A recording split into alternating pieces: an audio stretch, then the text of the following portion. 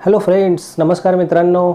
आज मी तुम्हाला food resources किंवा जे काही ॲग्रिकल्चरल प्रोडक्शन होतं आणि जे अन्नधान्य व्हेजिटेबल्स असतील, मिल्क असेल, फिश, मीट किंवा अजूनही जे काही मोनोकॉटिलिडॉन्सच्या बाकीच्या व्हरायटीच्या आहेत आणि त्या आपल्या संपूर्ण पृथ्वीवर वापरल्या जातात. ॲग्रिकल्चरल प्रॅक्टिसेस मोठ्या प्रमाणात फॉलो केल्या जातात. तर याचे ओव्हरऑल उपयोग आणि त्याचा पर्यावरणावर होणारा परिणाम याच्या काही गोष्टी मी थोडक्यात तुम्हाला सांगणार आहे.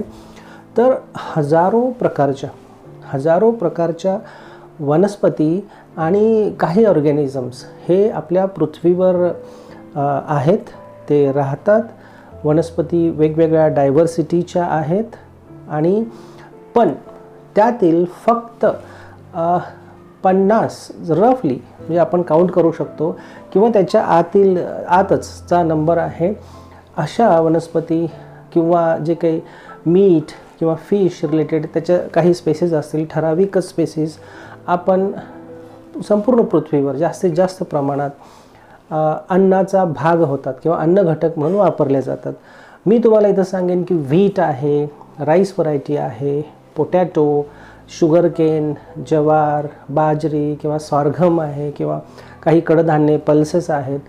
अशाच फक्त वनस्पती ह्या आपल्या अन्नाचा जवळपास जगभरात संपूर्ण ठिकाणी मुख्यत्वे करून भाग असतात. तर येस, हे ग्रेन्स आहेत. Millions of tons of grains दरवर्षी आपल्या पृथ्वीवर त्याचं प्रोडक्शन घेतलं जातं. तर ओव्हरऑल मी असं म्हणेन की ही मोनोकल्चर सिस्टीम आहे. आता त्याचे तोटे सुद्धा खूप आहेत. ते monoculture is never in association or in balance with nature. Monoculture हा निसर्गाचा भाग असू शकत नाही. स्पेशली जिथं व्हॅरिड climatic conditions, व्हॅरिड job soil profiles आणि भौगोलिकदृष्ट्या वेगवेगळ्या जिथं गोष्टी असतात. तर ग्रीन रिव्होल्यूशनचा भाग म्हणून आफ्टर 1960s ब्राझीलमध्ये, लॅटिन अमेरिका किंवा साऊथ ईस्ट एशिया, अमेरिकेत प्रयोग झाले आणि त्यानंतर भारतामध्ये सुद्धा ग्रीन रिव्होल्यूशन यशस्वी झाली. काही ठिकाणी ते प्रोडक्शन 5 पटीनं वाढलं, काही ठिकाणी 10 पटीनं वाढलं. पण ओव्हरऑल त्याचे इरिगेशन प्रॅक्टिसेस आल्या, फर्टिलायझर्स आले. पण या सर्व गोष्टींचे नंतर बॅड इफेक्ट्स, इल इफेक्ट्स किंवा पर्यावरणावर मोठे घातक परिणाम त्याचे दिसून आले, आजही दिसत आहेत. तर मी थोडं दुसऱ्या मुद्द्याकडे वळतो की आपण अन्न खातो, ज्या व्हरायटीज आहेत, जवळपास 2500 कॅलरीज प्रत्येक व्यक्तीला जो कष्ट करतो त्याला कमीत कमी इतक्या गरजेच्या असतात. आणि फूड अँड ॲग्रिकल्चरल ऑर्गनायझेशननं दिलेला हा एक आकडा आहे. बऱ्याचशा ॲग्रिकल्चर रिलेटेड किंवा फूड रिलेटेड चे प्रोग्रॅम्स ही FAO इंटरनॅशनल एजन्सी संपूर्ण जगभरात रन करत असते. तर पॉवर्टी आणि अंडर नरिशमेंट किंवा सिरियस अंडर नरिशमेंट, जिथं गरिबी असते, देश असे आहेत, मोठे मोठे समाज असे आहेत जिथं गरिबी मोठ्या प्रमाणात आहे. लोकांना न्यूट्रिशियस थोडं बाजूला राहू द्या, पण पोट भरून एक वेळचं अन्नसुद्धा खायला मिळत नाही. आणि तुम्ही बघितलं असाल तर याच्यामुळे anaemic related diseases, specially girl childs, अन्न योग्य प्रमाणात त्यांना मिळत नाही, अशाही काही घटना आहेत. मग त्या मुलाबाळांची, तिथल्या समाजातील लोकांची शारीरिक ग्रोथ होत नाही. बऱ्याच प्रकारचे आजार त्यांना जडतात आणि ते होल समाज, होल सोसायटी सफर्स, हे मला इथं सांगायचं आहे. मुख्यत्वे करून poor countries, third world countries किंवा आपण लेस डेव्हलप्ड कंट्रीज असं म्हणतो, इथं मोठ्या प्रमाणावर पॉप्युलेशन ही सफर होत आहे. पूर्वी ही होती आणि इन फ्युचरसुद्धा राहील. कारण संपूर्ण जगानं एकत्रित येऊन युनायटेड नेशन्सनी रॅपिड आणि मोठ्या प्रमाणात प्रोग्राम त्यासाठी राबवणं गरजेचं आहे. नाहीतरी जी काही हलाखीच्या गोष्टी, अवस्था आहेत या लोकांची रिलेटेड, पुअर लोक ते सफर होतच राहतील. अशा सोसायटीमध्ये पाणी योग्य प्रकारे पिण्याचं पाणीसुद्धा नसतं, तर ॲग्रिकल्चरला पाणी आणि चांगल्या क्वालिटीचं उत्पन्न घेणं, त्यानंतर फूडसुद्धा ते त्या क्वालिटीचं नसतं, प्रदूषणं, air, water, noise, solid waste, variety of pollutants specially undeveloped किंवा पुअर कंट्रीमध्ये मोठ्या प्रमाणात असतात, वेस्ट मॅनेजमेंटचे इश्यू असतात, तर ओव्हरऑल एम्प्लॉयमेंट अपॉर्च्युनिटीज मिळत नाहीत, उत्पन्न कमी असतं, लाईफस्टाईल ही अगदी लो क्वालिटीची असते. तर हे खूप मोठे इश्यूज अशा पद्धतीचे आपल्या संपूर्ण जगासमोर आहेत. आणि पहिला मुद्दा आहे तो फूड रिसोर्सेसशी रिलेटेड, की लोकांना खायला चांगलं मिळावं, त्यांच्यात ती एनर्जी टिकून राहावी आणि त्यांनी त्या समाजासाठी काम करावं, सर्वाईव्ह व्हावं, आपल्या डेली ॲक्टिव्हिटीज पूर्ण कराव्यात. तर मी असं म्हणेन की करोड्स ऑफ पीपल, म्हणजे भारतातच बिलो पॉवर्टी लाईन 10 करोडच्या आसपास तो आकडा आहे आणि जगभरातला तो आकडा रफली ऑफिशियल फिगर रफली हा 50 कोटींच्या वर जाऊ शकतो. आणि नोंद नसलेले सुद्धा कोट्यावधी लोक आहेत आणि हे सगळे सिरियसली सफर होत आहेत. अंडर नरिश्ड किंवा मी असं म्हणेन की ही पॉवर्टी रिमूव्ह करायची आहे किंवा रिड्यूस करायची आहे, हे sustainable development one of sustainable development goals जे 17 डेव्हलपमेंट गोल्स आहेत युनायटेड नेशन्सनी ठरवून दिलेले. तर ओव्हरऑल अन्न लोकांना योग्य क्वालिटीचं, न्यूट्रिशियस आणि सफिशियंट मिळत नाही.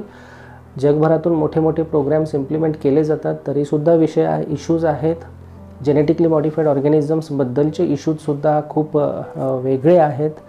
मोनोकल्चर सिस्टीमचे जे आपल्या आजूबाजूला आपण बघाल, sugarcane belt, only sugarcane belt, cotton belt, wheat, rice, अशाच पद्धतीचं ॲग्रिकल्चरल ॲक्टिव्हिटीज आजकालच्या जगात संपूर्ण वेगवेगळ्या देशात, सोसायटीजमध्ये, कॉन्टिनेंट्समध्ये दिसून येत आहेत आणि त्याचे साईड इफेक्ट्स ऑलरेडी त्यांनी अनुभव घेतलेले आहेत आणि इन फ्युचरसुद्धा मोठ्या प्रमाणावर इश्यूज येऊ शकतात. अचानकपणे पेस्ट अटॅक होणं, ती क्रॉप व्हरायटी पूर्णपणे नष्ट करणं, अशा गोष्टी बायोलॉजिकल पेस्ट असतील किंवा काही डिसिजेस येतात यांच्यामार्फत होऊ शकतं आणि संपूर्ण तो समाज, तो एक भाग अडचणीत येऊ शकतो. मग उत्पन्न कमी होईल, खायला अन्न किंवा ग्रेन प्रोडक्शन कमी राहील, या गोष्टी होऊ शकतात. मी आणखी सांगेन, या ज्या काही ॲग्रिकल्चरल गोष्टी आपण फूड प्रोडक्शन करतो आहे, जगाला अन्नाची समस्या भेडसावते आणि मोठ्या प्रमाणात फूड हे प्रोड्यूस केलं जातं आहे, millions of tons of grains every year.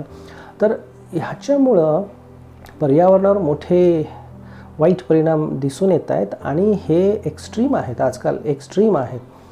ओव्हरग्रेझिंग होतं, ओव्हरग्रेझिंगमुळं सॉईल ही जे जनावरांचे खूर असतात, हुप्स, त्याच्यामुळं ती कॉम्पॅक्ट होते. नवीन सिडलिंग्सला पण ही अशी कॅटल्स किंवा ज्या मोठ्या प्रमाणाच्या ब्रीडेड व्हरायटीज आहेत त्या खाऊन टाकतात. ओव्हरग्रेझिंगमुळं लँडची प्रॉडक्टिव्हिटी कमी होते किंवा ओव्हरऑल पाश्चर लँड्स किंवा ग्रेज लँड्स तुम्ही ऐकलं असेल, तर त्याचं योग्य मॅनेजमेंट असणं ही एक गोष्ट आहे आणि मिसमॅनेज्ड पाश्चर लँड्स किंवा ग्रेज लँड्स मोठ्या प्रमाणावर करणं ही काही युरोपीय देशात, इवन आफ्रिकेत किंवा अमेरिकेतले काही एक्झाम्पल्स आपण कुठेतरी डिस्कवरी चॅनल किंवा नॅशनल जिओग्राफीवर बघितले असतील. आपल्या भारत देशातसुद्धा अशी काही कुरणं आहेत.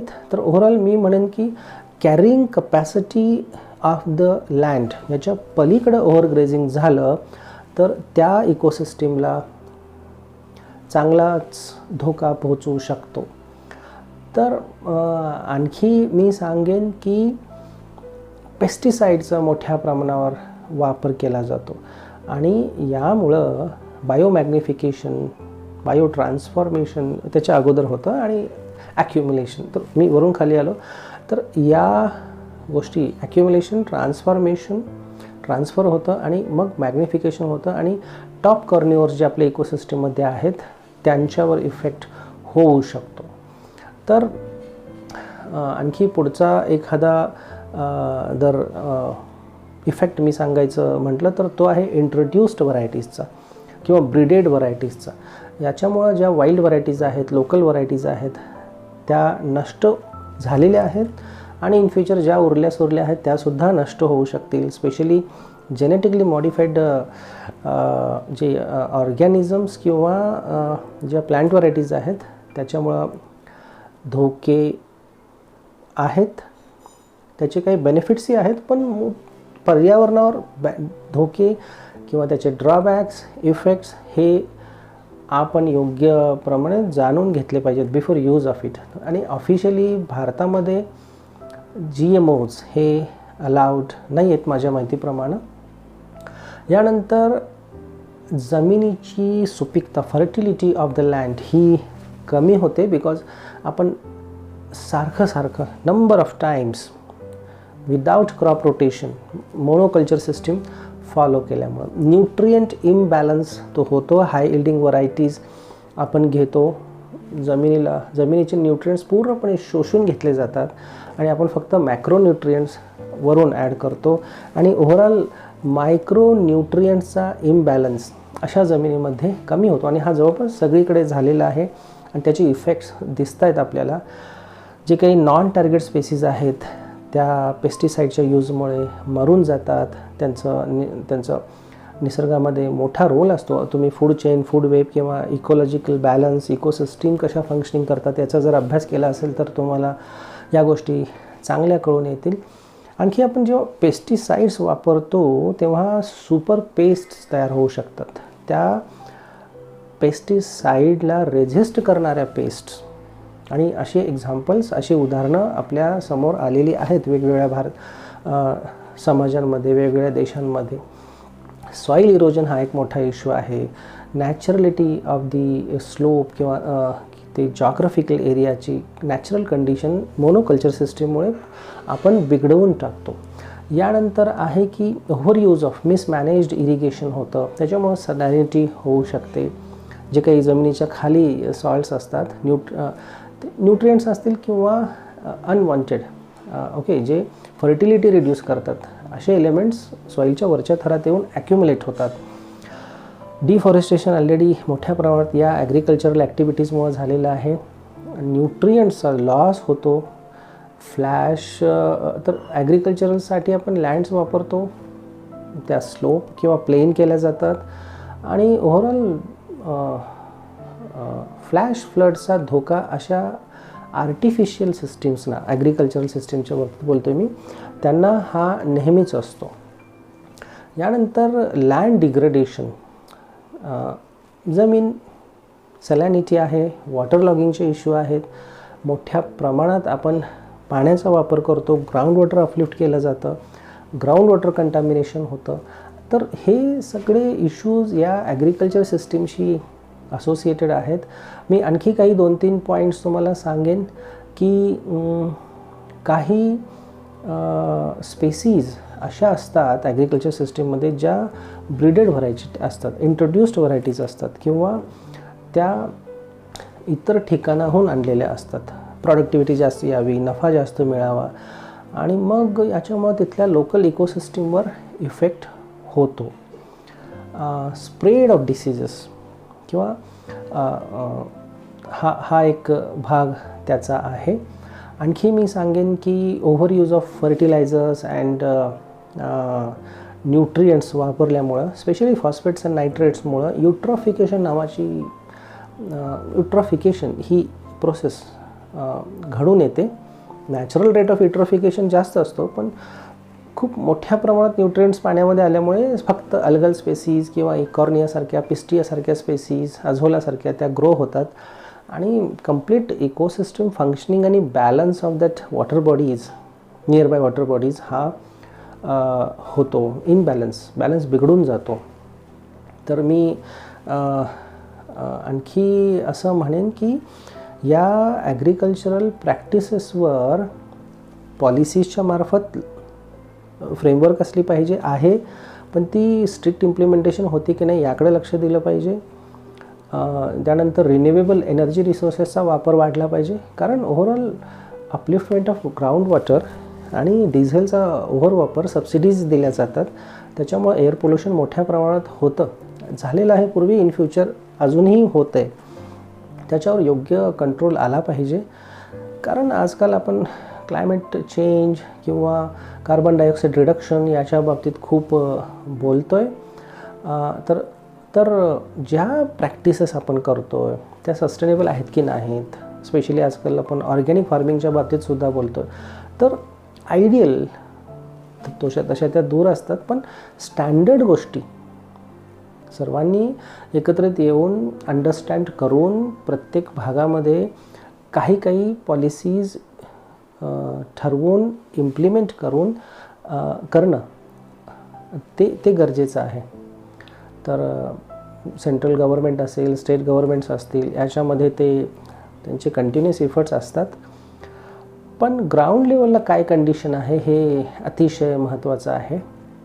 कारण सफर होणारा शेतकरी असतो, फार्मर्स अल्टिमेटली सफर, ते पण ज्यांची जमीन कमी आहे किंवा जे मार्जिनल फार्मर्स आहेत, आणि अशी संख्या मोठी आहे. तर आपल्या भारतामध्ये Indian council of agricultural research आहे, त्यानंतर सेंट्रल सॉईल सॅलिनिटी रिसर्च इन्स्टिट्यूट आहे, बऱ्याचशा ऑर्गनायझेशन्स आहेत, त्यांचे ऑफिसेस आहेत, ब्रँचेस आहेत. ते लोकांना, शेतकऱ्यांना सपोर्ट करत असतात, वेगवेगळे प्रोग्रॅम्स ॲक्टिव्हिटीज गव्हर्मेंटचे इम्प्लिमेंट करत असतात. बँक, नाबार्डसारखे बँक्स आहेत किंवा वेगवेगळ्या स्टेक होल्डर्सनी, मग ते ॲकॅडमिशियन्स असतील, गव्हर्मेंटचे डिपार्टमेंट्स असतील, प्रायव्हेट एजन्सीज असतील, बँकिंग फायनान्स सेक्टर असेल, या सर्वांनी एकत्र येऊन आपले रिसोर्सेस प्रोटेक्ट करणं हे अपेक्षित आहे. कारण ओव्हर प्रोडक्शन होतं आहे, पॉप्युलेशन वाढते, त्यांना फीड करायचं आहे. मग स्ट्रॅटेजीज काय पाहिजेत, पॉलिसी ऑलरेडी आहे, चेंजेस करायचे आणि लोकांना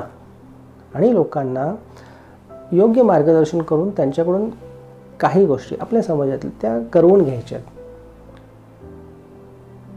तर काही इनोव्हेटिव्ह वेज, इश्यूज आहेत, खूप इश्यूज आहेत, ते सॉल्व झाले पाहिजेत.